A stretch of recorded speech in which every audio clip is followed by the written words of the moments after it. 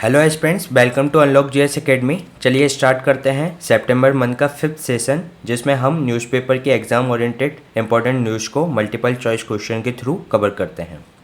तो चलिए देख लेते हैं आज के टॉपिक।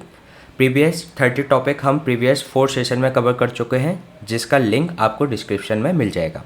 आज हम देखेंगे ड्राई स्काई रिजर्व के बारे में, देन हम देखेंगे शॉर्ट एंटी टीवी रेजिमेंट बीपाल के बारे में, देन हम ऑन्कोलाइटिक वायरस के बारे में भी देखेंगे, क्रिएटिव इकोनॉमी के बारे में देखेंगे, ट्रेजरी बिल के बारे में भी चर्चा करेंगे, एक मैप बेस्ड क्वेश्चन पर चर्चा करेंगे जिसमें आज हम कैस्पियन सी को देखेंगे, ऑर्गेनाइजेशन बेस्ड क्वेश्चन भी देखेंगे, ग्रुप ऑफ 7 G7 के बारे में। तो चलिए स्टार्ट करते हैं। First question dark sky reserve के बारे में है। इसमें 3 स्टेटमेंट आपके सामने दिए गए हैं। फर्स्ट स्टेटमेंट में कहा गया है कि department of science and technology ने अनाउंस किया है इंडिया के first dark sky reserve park को कहाँ पर स्थापित करने के लिए, हैनले लद्दाख में। यह पार्टनरशिप है Ladakh autonomous hill development council and Indian institute of astrophysics के बीच में। जो डार्क स्काई रिजर्व होता है वह यूजली सराउंड करता है पार्क एंड ऑब्जर्वेटरी में, और साथ ही साथ ये रेस्ट्रिक्ट करता है आर्टिफिशियल लाइट पॉल्यूशन को। इसके बारे में आपको करेक्ट स्टेटमेंट फाइंड आउट करना है। तो आइए देख लेते हैं इसका आंसर। इसमें जो तीनों स्टेटमेंट दिए गए हैं वह तीनों सही हैं। डिपार्टमेंट ऑफ साइंस टेक्नोलॉजी ने इंडिया के first dark sky reserve park को हैनले में स्थापित करने के लिए अनाउंस किया है। आइए देख लेते हैं इसके बारे में अन्य फैक्ट। जो डार्क स्काई रिजर्व होता है यूजुअली सराउंड करता है पार्क एंड ऑब्जर्वेटरी में, जो कि रेस्ट्रिक्ट करता है आर्टिफिशियल लाइट पॉल्यूशन को। इसका पर्पज़ होता है कि एस्ट्रोनॉमी को प्रमोट करना, साथ ही साथ एस्ट्रोनॉमिकल ऑब्जर्वेशन के समय अवॉइड करना किसी भी तरीके के इंटरफेरेंस को। एक US based not profit organization है the international dark sky association, जो कि डेजिग्नेट करती है इंटरनेशनल डार्क स्काई प्लेसेस को, सेंचुरीज़ को, रिजर्व्स को एंड अदर क्राइटेरिया के अनुसार। अभी तक भारत में इस तरीके का कोई भी ऐसा डार्क प्लेस नहीं था। अभी डार्क स्काई रिजर्व फर्स्ट स्थापित किया जा रहा है हैनले लद्दाख में। अब ये बात होती है कि हैनले को ही क्यों चुना गया। हैनले वैली है चांगथांग में वाइल्ड लाइफ सेंचुरी में, जो कि टॉप पर स्थित है mount Saraswati and Nilamkul plane के। यहाँ का जो क्लाइमेट है ड्राई कोल्ड डेजर्ट यहाँ, और पॉपुलेशन स्पार्स है। साथ ही साथ ये इसके नेबर में हैनले मोनेस्ट्री है। यहाँ पे क्लाउडलेस स्काई देखने को मिलेगा, लो एटमॉस्फेरिक वाटर वेपर यहाँ पर देखने को मिलती है। इसके कारण से ये बेस्ट प्लेस है, इंडिया की ही नहीं बल्कि वर्ल्ड की बेस्ट प्लेस है optical, infrared, sub millimeter and millimeter wavelength के लिए। जो इंडियन एस्ट्रोनॉमिकल ऑब्जर्वेटरी है, हाई एल्टीट्यूड स्टेशन है किसका, इंडियन इंस्टीट्यूट ऑफ एस्ट्रोफिजिक्स का, on the top of mount Saraswati and Nilamkul plain पर इन द हैनले वैली में। इसके अलावा इससे संबंधित अन्य टेलीस्कोप भी हैं, जिसमें Himalayan Chandra telescope, high energy gamma ray telescope, major atmospheric Cherenkov experiment telescope, जिसको हम मेस के नाम से भी जानते हैं। इसके बाद हम चांगथांग वाइल्ड लाइफ सेंचुरी के बारे में देख लेते हैं। ये लद्दाख में स्थित है, high altitude wild life sanctuary है। साथ ही यहाँ पर कई तरीके की स्पीसीज हमको देखने को मिल जाएंगी, क्यांग और Tibetan wild ass, black necked crane यहाँ पे हमें देखने को मिल जाएगी। ये था डार्क स्काई रिजर्व के बारे में। देख लेते हैं नेक्स्ट क्वेश्चन है शॉर्ट एंटी टीवी रेजिमेंट बीपाल के बारे में। इसमें 3 स्टेटमेंट आपके सामने दिए गए हैं। फर्स्ट स्टेटमेंट में कहा गया है कि बीपाल एक ओरल ड्रग है जो कि किसी भी तरीके के ड्रग रेजिस्टेंस टीबी को ट्रीट करती है। सेकंड में कहा गया है ये कॉम्बिनेशन है 3 न्यूअर एंटीबायोटिक का, बेडाक्विलिन, पेटोमाइनेट एंड लाइनेजोलिड का। इसके अलावा जो टीबी अलायंस की जो बीपाल है उसने टीबी के ट्रीटमेंट के टाइम को 18 मंथ से घटाकर 9 मंथ कर दिया है। तो इसमें हमें करेक्ट स्टेटमेंट फाइंड आउट करना है। देख लेते हैं इसका आंसर। इसमें जो सेकेंड ऑप्शन है वही करेक्ट है, first and third statement wrong है, क्योंकि इसमें जो 9 मंथ की बात की गई है वह 9 मंथ नहीं बल्कि 6 मंथ है। साथ ही साथ टीवी अलायंस का जो बीपाल है इसने ट्रीटमेंट को घटाकर 6 मंथ कर दिया है, ना कि 9 मंथ। आइए देख लेते हैं इसके बारे में कुछ अन्य फैक्ट। टीबी बैसिलस माइक्रोबैक्टीरियम के कारण होता है जो कि अफेक्ट करता है लंग्स को, लेकिन ये अदर पार्ट्स को भी अफेक्ट कर सकता है। इसके लिए ये मेडिसिन दी गई हुई है। साथ ही साथ बीसीजी ओनली लाइसेंस्ड वैक्सीन है for prevention of TB. India में अगर वर्ल्ड के अंतर्गत अगर 4 केसेस टीबी के आते हैं तो उसमें से एक इंडिया का होता है। साथ ही साथ 1.20 lakh cases drug resistance TB के पर ईयर आते हैं। इसके अलावा जो ड्रग रेजिस्टेंस टीबी के बारे में हम देख लेते हैं, ये कई तरीके का होता है। Mono resistance, poly resistance, multi drug resistance, extensive drug resistance and rifampicin resistant. इसमें जो फर्स्ट लाइन जो ड्रग होती है उसकी अगर एक मेडिसिन के खिलाफ अगर रेजिस्टेंस डेवलप कर ले टीबी का बैक्टीरिया तो उसको मोनो रेजिस्टेंस कहा जाता है। पॉली रेजिस्टेंस में एक से ज़्यादा ड्रग के खिलाफ रेजिस्टेंस डेवलप कर ले टीबी का बैक्टीरिया तो पॉली रेजिस्टेंस। इसके अलावा इसमें मल्टी ड्रग में आइसोजेनिट एंड रिफेम्सिन दोनों के खिलाफ रेजिस्टेंस डेवलप कर ले तो उसे मल्टी ड्रग रेजिस्टेंस कहा जाता है। एक्सटेंसिव ड्रग रेजिस्टेंस में रेजिस्टेंस डेवलप कर ले फ्लोरोक्विनोलोन के खिलाफ। साथ ही साथ जो सेकेंड लाइन जो ड्रग होती है उनमें से किसी एक के खिलाफ अगर रेजिस्टेंस डेवलप कर ले टीबी का बैक्टीरिया तो उसको एक्सटेंसिव ड्रग रेजिस्टेंस कहा जाता है। रिफेम्सिन रेजिस्टेंस में क्या होता है, ये रेजिस्टेंस डेवलप कर लेता है रिफेम्सिन के खिलाफ in the form of mono resistance, poly resistance, multi drug resistance, extensible drug resistance. इसके बारे में अभी टीबी अलायंस के बारे में हम देख लेते हैं। टीबी अलायंस जिसको बीपाल को टीबी अलायंस के द्वारा बनाया गया है, ये एक नॉट फॉर प्रॉफिट ऑर्गेनाइजेशन है, नॉट फॉर प्रॉफिट ऑर्गेनाइजेशन जो कि इस्टेब्लिश की गई थी 2000 में, इस्टेब्लिश की गई थी 2000 में। एंड ये टीबी के खिलाफ faster acting drug and affordable drug के निर्माण के लिए ये प्रयास करता है टीबी अलायंस। चलिए देख लेते हैं नेक्स्ट क्वेश्चन। नेक्स्ट क्वेश्चन है ऑन्कोलाइटिक वायरस के बारे में। इसके बारे में 2 स्टेटमेंट दिए गए हैं। फर्स्ट स्टेटमेंट में कहा गया है कि ऑन्कोलाइटिक वायरस सिलेक्टिवली टारगेट करता है कैंसर सेल्स के लिए।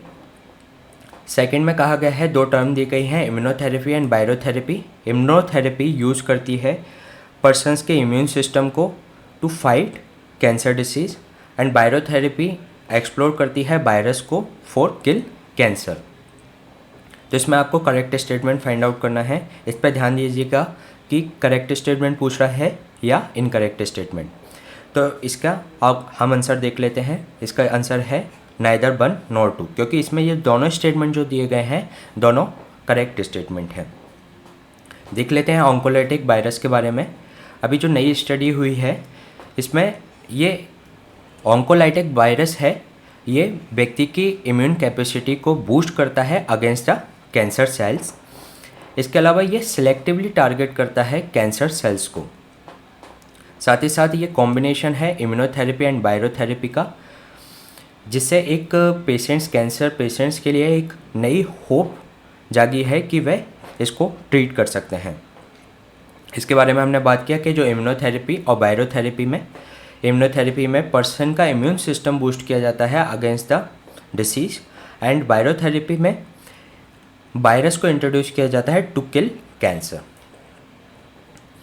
आइए देख लेते हैं next question. Next question creating economy के बारे में है। इसमें 3 स्टेटमेंट आपके सामने दिए गए हैं। इसमें कहा गया है कि जॉन हॉकिंस ने पॉपुलराइज किया था टर्म क्रिएटिव इकोनॉमी इन 2001 में। सेकेंड स्टेटमेंट में कहा गया है कि ये जो टर्म है क्रिएटिव इकोनॉमी वह टर्म है आर्ट्स कल्चरल गुड्स के लिए केवल। थर्ड में कहा गया है कि एग्जिम बैंक ने अभी जो टोटल इंडिया का जो एक्सपोर्ट्स है $121 billion as of 2019 creative goods के लिए बताया है। तो इसमें आपको करेक्ट स्टेटमेंट फाइंड आउट करना है। देखिए देख लेते हैं इसका आंसर। इसमें जो फर्स्ट स्टेटमेंट है वही करेक्ट है, सेकंड एंड जो थर्ड स्टेटमेंट है ये रॉन्ग है। जॉन हॉकिंस ने 2001 में इस टर्म्स को पॉपुलराइज किया था। देख लेते हैं इसके बारे में। इसमें जो ये जो टर्म है वो अप्लाई करती है arts, cultural goods and services को भी, ना कि गुड्स को ही नहीं केवल, बल्कि ये सर्विस को भी अप्लाई होती है। इसके अलावा जो एग्जिम बैंक है, एग्जिम बैंक ने अभी ये टोटल एक्सपोर्ट बताया है एज ऑफ 2019, इसका बताया है $121 बिलियन, गुड्स के साथ साथ सर्विस का भी, ओनली गुड्स का नहीं है बल्कि सर्विसेज भी इसमें शामिल है। इसके अलावा इसमें एग्जिम बैंक के बारे में हम देख लेते हैं। एग्जिम बैंक इंट्रोड्यूस किया गया था under the export bank of India act, bank of India act 1981 के अंतर्गत। कब इस्टेब्लिश किया गया था ये इस्टेब्लिश किया गया था 1982 में।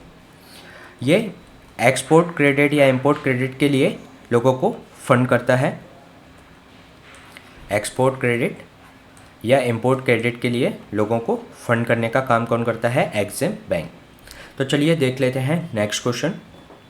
नेक्स्ट क्वेश्चन है, ये एक previous year question based question है, जिसमें ये 2018 में ये क्वेश्चन आया था, जिसमें ट्रेजरी बिल के बारे में बात की गई है। इसके बारे में 3 स्टेटमेंट दिए गए हैं। The reserve bank of India है वो मैनेज करता है किसको? गवर्नमेंट ऑफ इंडिया को, बट स्टेट गवर्नमेंट की सिक्योरिटीज़ को यह मैनेज नहीं करता। फर्स्ट स्टेटमेंट ये कहता है। सेकंड स्टेटमेंट कहता है कि ट्रेजरी बिल है इशू कर सकती है government of India, but treasury bill introduce नहीं कर सकती स्टेट गवर्नमेंट। थर्ड में कहा गया है कि ट्रेजरी बिल है इशू किया जाता है डिस्काउंट प्राइस पे एट पार वैल्यू।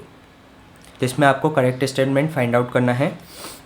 तो चलिए देख लेते हैं इसका आंसर। इसका आंसर है 2 और 3 स्टेटमेंट है वह करेक्ट है। फर्स्ट स्टेटमेंट जो दिया गया है वह इनकरेक्ट है। आइए देख लेते हैं इसके बारे में। इसमें जो फर्स्ट स्टेटमेंट में कहा गया था कि ये मैनेज करता है सेंट्रल गवर्नमेंट की security, reserve bank of India, ऐसा नहीं बल्कि ये स्टेट गवर्नमेंट की सिक्योरिटीज़ को भी मैनेज करता है, उनके भी एक बैंकर के रूप में ये काम करता है। साथ ही साथ जो सेकंड में कहा गया है, इसके अलावा ये सेंट्रल गवर्नमेंट के साथ साथ स्टेट गवर्नमेंट की सिक्योरिटी को भी मैनेज करता है। ये एक ट्रेजरी बिल जो होता है वो एक डेब्ट इंस्ट्रूमेंट होता है, जो कि शॉर्ट टर्म लिक्विडिटी को रेस करने के लिए इसको इंट्रोड्यूस किया जाता है by the central government. State government के पास ये पावर नहीं है कि वह ट्रेजरी बिल को इंट्रोड्यूस कर सके। जो ट्रेजरी बिल होता है ये एक जीरो कूपन बॉन्ड होता है, इसमें इंटरेस्ट रेट असाइन नहीं होती, बल्कि ये डिस्काउंट रेट पे दिया जाता है, और जब इसको रिडीम किया जाता है तो इसको इसकी फेस वैल्यू पर रिडीम कर लिया जाता है। तो ये था ट्रेजरी बिल के बारे में। आइए देख लेते हैं नेक्स्ट क्वेश्चन। नेक्स्ट क्वेश्चन एक मैप बेस्ड क्वेश्चन है, जिसमें कैस्पियन सी के बारे में दिया गया है। इसके बारे में 3 स्टेटमेंट दिए गए हैं। जो कैस्पियन सी है भारत वर्ल्ड की एक लार्जेस्ट इनलैंड वाटर बॉडी है। ये गवर्न किया जाता है United Nation convention on law of sea के द्वारा। एंड इसकी जो सराउंडिंग कंट्री के बारे में लिखा गया है कि इसमें Georgia, Iran, Kazakhstan, Russia and Turkmenistan है। तो इसके बारे में आपको करेक्ट स्टेटमेंट फाइंड आउट करना है। तो चलिए देख लेते हैं इसका आंसर।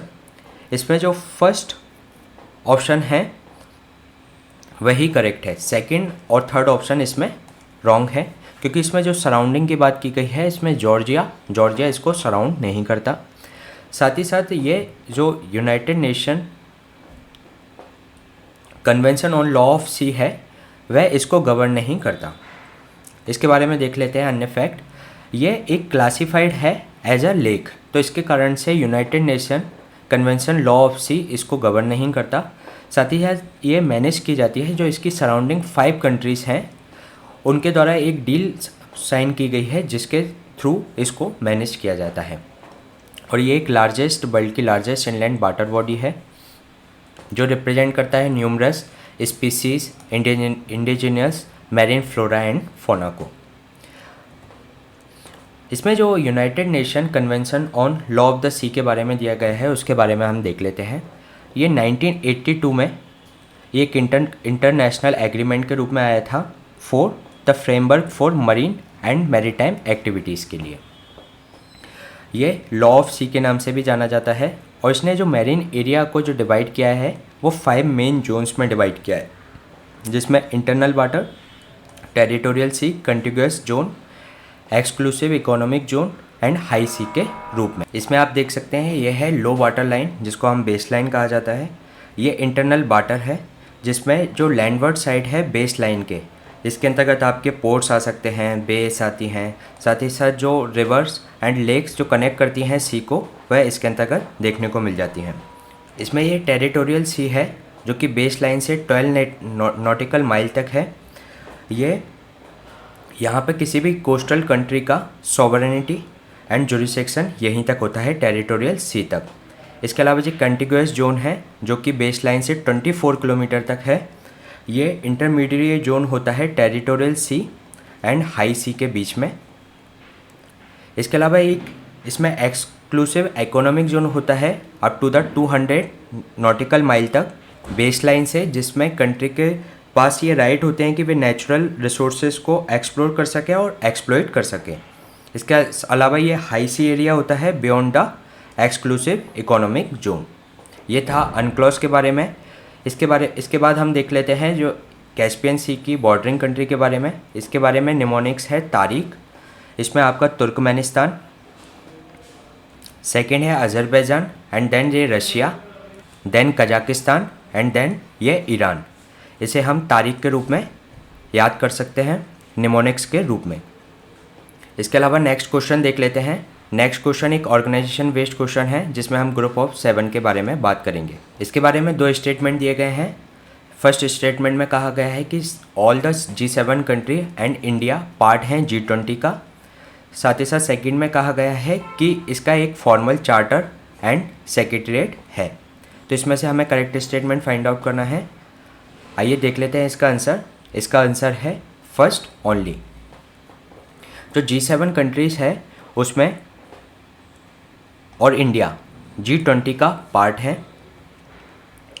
ये एक इंटर गवर्नमेंटल ऑर्गेनाइजेशन है ग्रुप ऑफ 7, जो कि इस्टेब्लिश की गई थी 1975 में। इसकी जो एनुअली इसकी मीटिंग्स होती हैं, जो कि कॉमन इंटरेस्ट पर, global economic governance, international security and energy of policy पर। इसमें जो G7 कंट्रीज़ हैं वह है UK, Canada, France, Germany, Italy, Japan and US। जो G7 कंट्रीज़ हैं वह G20 का पार्ट है।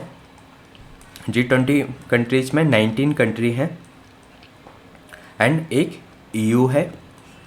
19 कंट्री में से G7 कंट्री भी उसका पार्ट है। इसके अलावा इसमें एक इम्पॉर्टेंट बात यह है कि इसका कोई फॉर्मल चार्टर और सेक्रेटरीट नहीं है।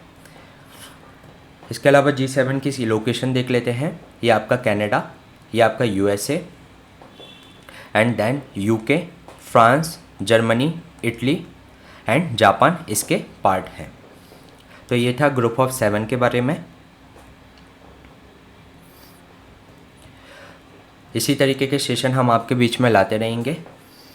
Please stay tuned and subscribe the unlock GS Academy। Thank you.